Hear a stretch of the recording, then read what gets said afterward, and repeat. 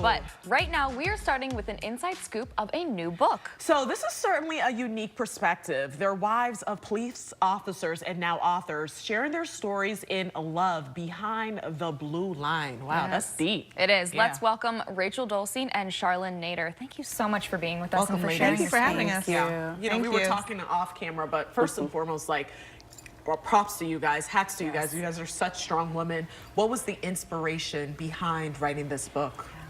So I think it was breaking the silence.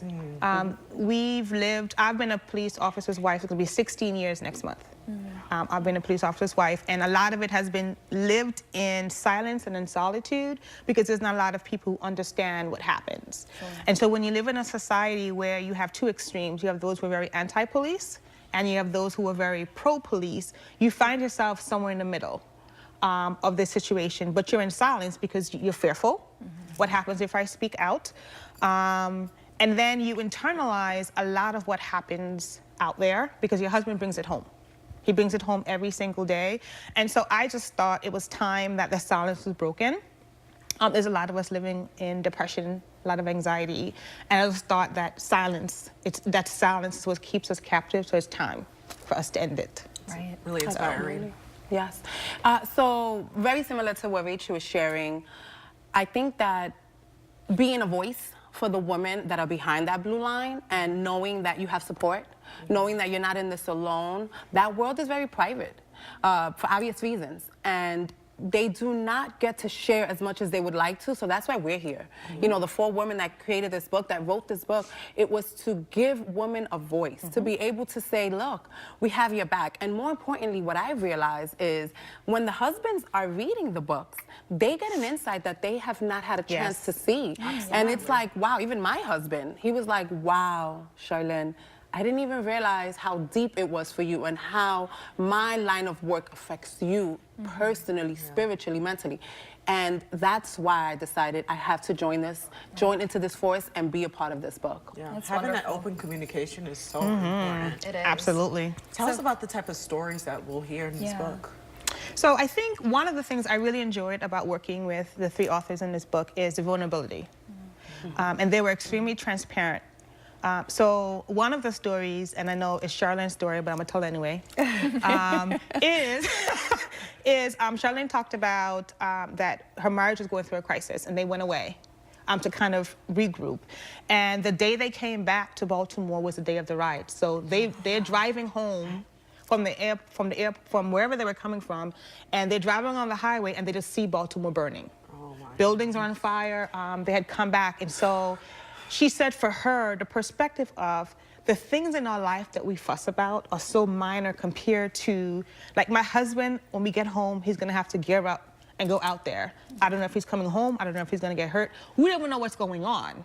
We're just coming back from outside the country and literally Baltimore is burning. And so for her, that signified a changing of perspective on just what really matters in life. And that, you know, even the significance of your marriage is burning, relating to how Baltimore is burning, that even in all that, there's still hope. And that there is still a perspective we need to have on life that is short. And that things can change in a second. And so I think that was one of my favorite, even though I wrote a story in there too, but that was really one of the ones that really, really spoke to me a lot, besides my own, of course. But Sure, and that's very powerful, and I'm really excited to be able to read this. But I know that you guys have probably gotten some, you know, positive feedback on social media, but also negative. How do you kind of deal with that? Do you even read the comments? So for me, it's funny how she shared that story because that story will never get old. It's something that I relive every time I think about it. And it was so powerful for me to be able to say, I am making a big deal out of something small that I experienced with my husband, which is why significantly we even went away. And here we are seeing Baltimore on fire and realizing, wow, I'm paying attention to something so small, but look at the world around us is so much bigger than the small piece that we go through, even on social media. So I say that to say that, no, I have not looked at the comments, and it's not something that I even desire to. But the reality is that I have been told to my face comments. I don't even need to go on social media because people that I know, people that are in my life, not personally, but people that I come in conversation with have said certain things. And for me, I know why I do this. I know that this was something that was chosen for me to do. God put me here to be the wife of a man who needs a certain type of support. Everybody can't do what I do. Everybody can't do and live the life that I live, that we live, but I do it. I do it boldly, and because of it, it doesn't matter what they have to say. It doesn't bother me. Like, weight off my chest, no problem. You can say what you say, you can feel what you feel, but I'm still going to be the woman that prays and that stands behind that blue line. Because if I'm not strong, then how can he go out there and have the strength that he needs? You know, your guys' passion, you can just feel the energy when you guys speak. You guys are so passionate about this, and we just love it.